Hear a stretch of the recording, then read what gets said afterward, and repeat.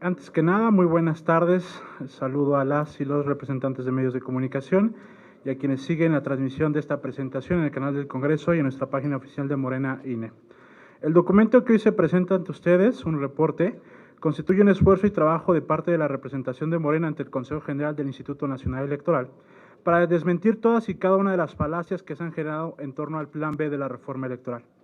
En este sentido, presentamos a ustedes los dichos versus los hechos que hay en torno a la propuesta legislativa que está en la discusión pública y que, desde este momento lo advertimos y dejamos en claro, tiene muy molestos a quienes gozan de privilegios, porque el objeto de la misma es acabar con la burocracia dorada y los dispendios electorales.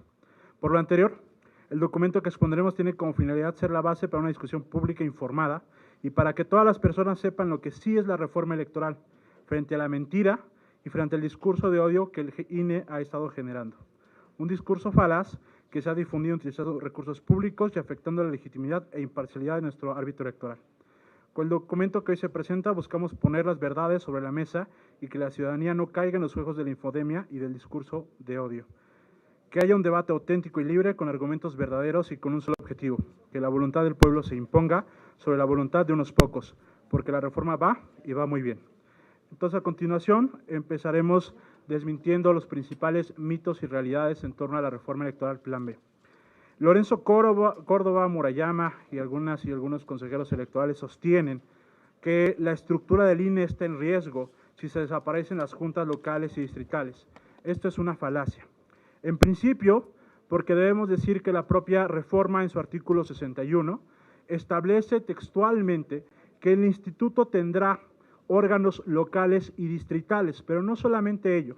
El propio artículo 33 de la Ley General, de la reforma a la Ley General de Instituciones y Procedimientos Electorales estipula de forma precisa que el instituto contará con los mismos 32 órganos locales con los que cuenta hoy en día y que además contará con hasta 300 órganos distritales que serán determinados por el propio instituto. Es decir, cuando argumentan que la reforma desaparece la estructura distrital y local del INE, es totalmente falso, sin que sobre decir que la Corte, en la acción de inconstitucionalidad 90 de 2022 ya acumulados, que fue emitida hace algunas semanas, determinó que el Poder Legislativo, en el ámbito de su configuración legislativa, puede establecer cuáles son los órganos y cómo se estructura un órgano, siempre y cuando no se toquen las facultades de esto.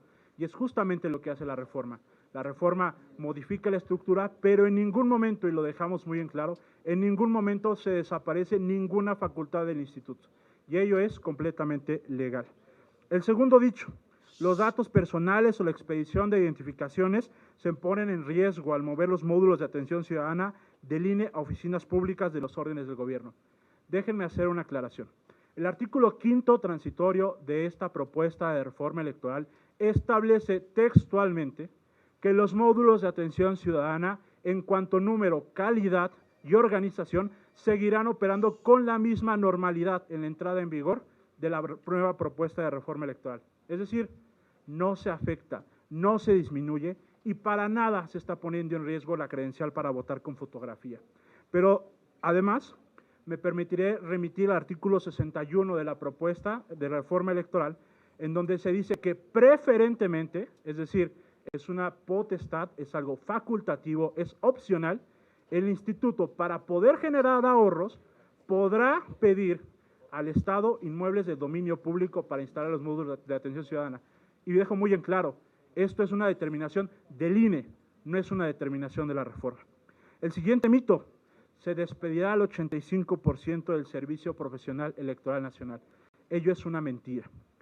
En principio, porque la propia ley, incluso aún vigente, pese a que ayer concluyó el proceso legislativo de esta nueva reforma electoral, establece que el instituto tendrá no solamente vocalías, tendrá direcciones ejecutivas, pero todo ello no es la estructura del INE.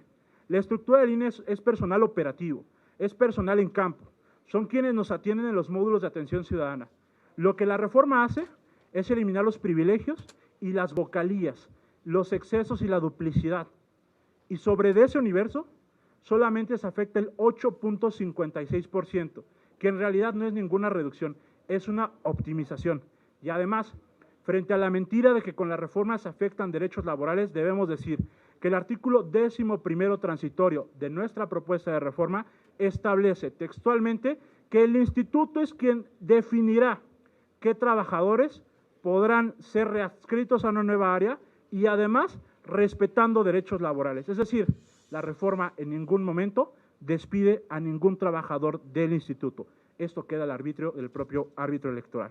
El siguiente dicho: el gobierno de México mete la mano al padrón electoral, toda vez que el padrón de mexicanos en el exterior lo validaría la Secretaría de Relaciones Exteriores. Otro mito más en torno a la reforma electoral. Lo que la reforma electoral sí hace es garantizarle a nuestras paisanas y a nuestros paisanos que puedan emitir su voto con un documento que inclusive tiene reconocimiento internacional, es decir, nuestro pasaporte. Entonces, los artículos 329 y 331 de la ley de esta nueva propuesta establecen qué va a hacer la Secretaría de Relaciones Exteriores. Como el pasaporte lo emiten ellos tendrán que validar si el pasaporte es o no real. Es lo único que tienen que hacer. Es decir, no van a dar la lista nominal como nos lo quieren vender y simplemente se van a encargar de autentificar si el pasaporte es o no verídico. Siguiente mentira en torno a la reforma electoral. Se desaparece el programa de resultados electorales preliminares. Esta es una de las mentiras que más se ha difundido al respecto. Para empezar, quisiéramos invitarles a todas y a todos a que consulten el artículo 219 de nuestra ley vigente y verán que la misma regula el PREP. Y hagamos el ejercicio de comparativa con la propia propuesta de reforma electoral, en donde en ningún momento el artículo 329 es trastocado. Es decir, el PREP seguirá operando con normalidad. Pero además déjenme decirles una cosa. Como parte de los cómputos el mismo día de la elección, esta es una práctica que ya se hace actualmente. Esta práctica se lleva a cabo en la Ciudad de México, en donde los cómputos y el PREP funcionan el mismo día de la elección. ¿Y cuál es la finalidad? Garantizar y darle certeza a la ciudadanía de que su voto se cuenta y se va a contar muy bien. Esos son los mitos y realidades que existen en torno a esta reforma electoral. Muchas gracias. Okay. Ahora tiene la palabra el diputado Mario Yergo, representante de Morena ante el INE. Muy buenas tardes, compañeras y compañeros de los medios de comunicación. Aquí el compañero Carlos Luna solo ha expuesto 5 dichos contra los hechos. Sin embargo, se les va a proporcionar un documento que contienen las 14 mentiras de Lorenzo Córdoba y de Ciro Murayama contra la realidad y los hechos de la reforma que aprobó el Poder Legislativo a iniciativa enviada por nuestro presidente de la República, el licenciado Andrés Manuel López Obrador. Así que el presente documento concluye de forma contundente en una frase que hasta pues el más conservador, por más desinformado que pueda estar, logre entender lo no consignado por la reforma electoral, pues es una mera especulación y mentira que han tratado de construir esta falsa narrativa. Los 2 consejeros y algunos otros también encabezados por Lorenzo Córdoba y Ciro Murayama, y toda vez que ya el proceso legislativo pues ha concluido, pues esta representación de Morena ante el Consejo General del Instituto Nacional Electoral se dio a la tarea de ubicar los principales dichos de la oposición y concentrar las respuestas que pues a lo largo de esta discusión se han venido virtiendo en los distintos medios de comunicación. Es decir, las afirmaciones de Lorenzo Córdoba y de Ciro Murayama, y bueno, pues también de muchos otros esquiroles, son 100% falsas.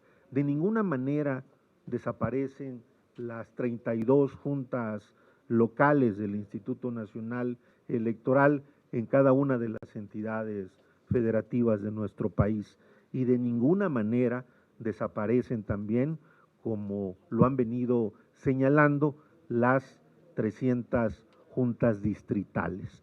Lo único que hace esta reforma electoral ya aprobada por el Poder Legislativo es reducir esa burocracia dorada. Es decir, de las 5 vocalías en cada una de las juntas locales de las 32 entidades federativas, pasarían de 5 vocalías a solo 3 vocalías. Y en cada una de las 300 vocalías de las juntas distritales, pues pasarían de 5 vocalías a solo 1 vocalía. ¿Qué es lo que están defendiendo? Desde luego, pues los privilegios de esa burocracia dorada. ¿Saben ustedes cuánto percibe de sueldo neto cada uno de los vocales que integran las juntas distritales y las propias juntas locales del Instituto Nacional Electoral? 80,000 pesos netos, no incluyendo el seguro de gastos médicos mayores, ni incluyendo tampoco el bono por cada ejercicio de año electoral, y desde luego tampoco incluyen otros privilegios. Lo que se está, el alcance de esta reforma es reducir a esa burocracia dorada.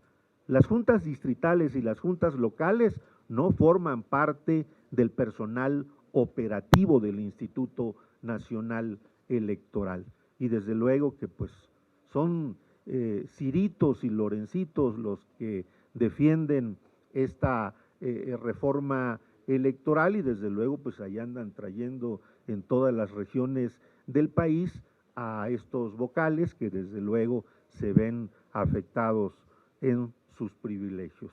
Por nuestra parte, muchísimas gracias por su atención y nos reiteramos a la orden.